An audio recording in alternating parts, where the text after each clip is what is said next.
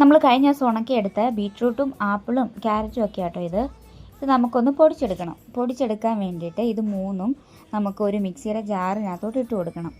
ഇട്ട് കൊടുത്തിട്ട് അത് നല്ല ഫൈനായിട്ട് പൊടിച്ചെടുക്കണേ. നല്ല എത്രയും ഫൈനാക്കാൻ പറ്റുമോ അത്രയും ഫൈനായിട്ട് പൊടിച്ചെടുക്കാൻ വേണ്ടിയിട്ട് നോക്കണം. എൻ്റെ ആപ്പിൾ ഉണങ്ങിയത് കുറച്ചും കൂടെ ഉണങ്ങാനുണ്ടായിരുന്നു. അത് കാരണം ഇങ്ങനെ പൊടിച്ചെടുത്തപ്പോൾ ചെറിയ ഇങ്ങനെ കട്ട പോലെ ആകുമായിരുന്നേ. അതുകൊണ്ട് ഞാനൊരു അരിപ്പ എടുത്തിട്ട് അതിനകത്തോട്ട് ഈ പൊടി ഇട്ട് കൊടുത്തിട്ട് നല്ലതുപോലെ ഇങ്ങനെ അരിച്ചെടുത്തിട്ട് കിട്ടിയ ആ പൊടിയെ ഒരു എയർ ടൈറ്റ് ആയിട്ടുള്ള കണ്ടെയ്നറിനകത്തോ അല്ലെങ്കിൽ ഇതുപോലെ ഏതെങ്കിലും ഒരു കുപ്പിക്കകത്തോ നമുക്ക് ഇട്ട് വെക്കാം.